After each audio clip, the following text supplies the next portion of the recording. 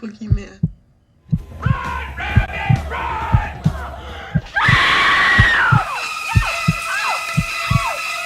Welcome to the Inferno. I'm Papa John, and I'm here to guide you through all the hellish sides of horror. And today we are continuing the road to Spiral with Saw 6.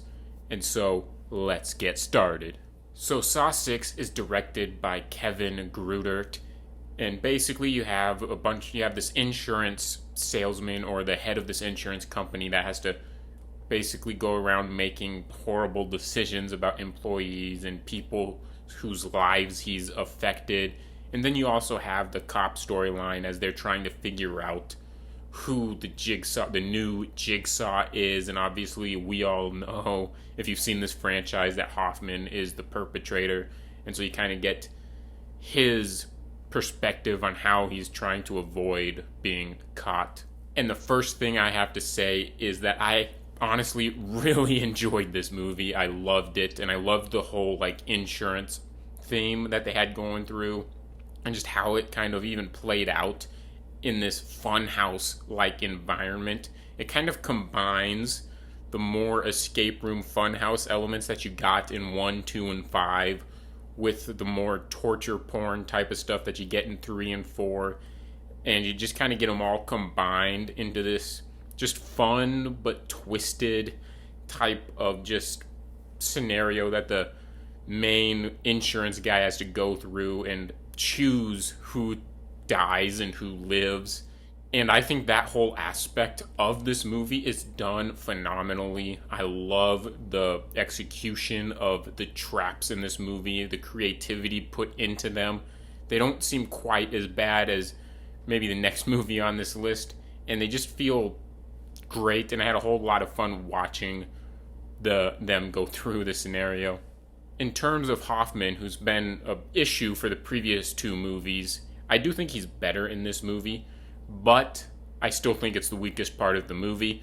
I loved going through the traps and the whole insurance salesman, even the backstory to it, and John Kramer's relation to the insurance company.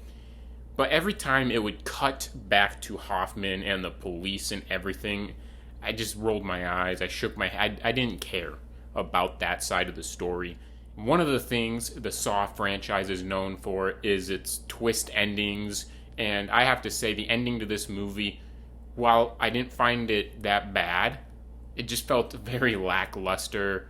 And especially compared to previous movies, it just felt very lackluster. But I did really enjoy this movie overall, especially towards the end. I kind of found it a little unexpected. Not necessarily any of the twists or anything, but when the insurance guy gets to the end and he's facing the family of one of his former clients, how that played out actually I found kind of unexpected, because I was actually expecting the family to be a little more not quite as brutal as they were, but at the same time, it had a great payoff. What circle of hell does Saw 6 belong in? I really did enjoy this movie. I think it's one of the best in the franchise. It was a little frustrating when it would cut back to the cop storyline and Hoffman stuff, but it was better than the previous Hoffman movies. And so, from that point of view, it's not that bad.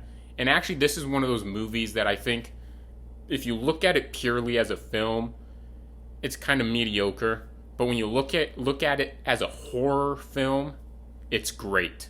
And I really do love this movie as a horror film. And so that's why I have to put Saw 6 in the second circle of hell among the various degrees of greatness. Tell me your thoughts on Saw 6 in the comment section down below. Tell me if you enjoy this movie as much as I do. Tell me if you hated this movie, this installment. Share whatever you want in the comment section down below. And if you enjoyed this review, go ahead and smash that thumbs up icon, smash that subscribe button, and hit that notification bell as well to stay up to date on my channel. And as always, have a hell of a good time.